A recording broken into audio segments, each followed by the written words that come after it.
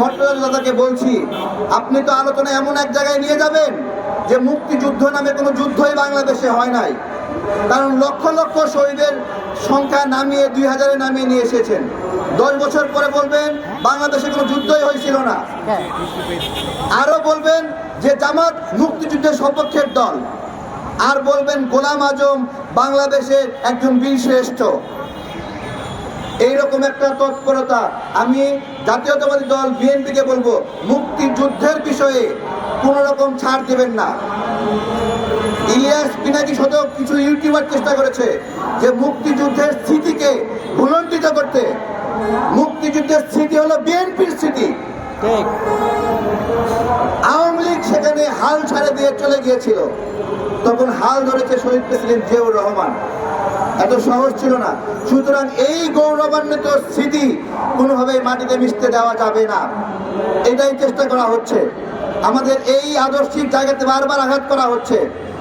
আঘাত করে বলা হচ্ছে যে মুক্তিযুদ্ধ অপ্রাসঙ্গিক, স্বাধীনতা যুদ্ধ অপ্রাসঙ্গিক। বলা হচ্ছে যে এটা ভারতের, ভারত সবসময় দাবি করে 1971 সালের যুদ্ধ তাদের যুদ্ধ। ভালো কথা, ভারত দাবি করে। তাহলে এই দাবিতে যারা সমর্থন দেয়, ভালো করে বোঝেন, ভারত দাবি করে 71-এর যুদ্ধ তাদের যুদ্ধ।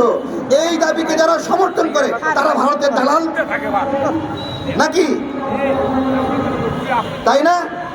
জামাত যদি বলে 71-এর যুদ্ধ ভারতের যুদ্ধ, বলে জামাত ভারতের দালাল নাকি? তাই না?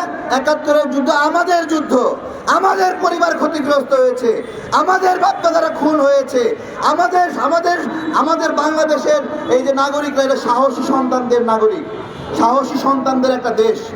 এই সাহসী সন্তানরা কোনো সময় আপোষ করেনি। আপনারা ভালো করে দেখেন যে ব্রিটিশদের বিরুদ্ধে লড়াই, সেই লড়াইয়ে গান্ধী সাহেবরা তারা হলো অহিংসা আন্দোলন করেছে, কিন্তু প্রথম সহিংস আন্দোলন শুরু হয়েছে চট্টগ্রাম থেকে। মাহতাদা সূর্য সেন আমাদের সন্তান, ভারতের সন্তান না। এই ইতিহাসগুলো দৃঢ়ভাবে বলতে হবে। আমাদের লড়াইয়ের কথা আমাদেরকে বলতে হবে। আমাদের লড়াইগুলোকে অপ্রাসঙ্গিক বানানোর ষড়যন্ত্র করা হচ্ছে, আমাদের ত্যাগগুলোকে অপ্রাসঙ্গিক বানানোর ষড়যন্ত্র করা হচ্ছে। আমরা এগুলো, এই ষড়যন্ত্রগুলো রুখে দেব তো? আপনারা জিজ্ঞাসা করেছেন ভারতকে আমাদেরকে বিপদে ফেলতে চায়। ভারত আমাদেরকে বিপদে ফেলতে তখনই পারবে যখন আমরা ওদেরকে সুযোগ দেব। ভাই, ভারতের আমাদেরকে গিলে খাওয়ার সক্ষমতা নাই। আমাদেরকে গিলে খেলে পেট ফেরে ছুঁড়ে ফিরে আমরা বের হয়ে আসব, এত সহজ না।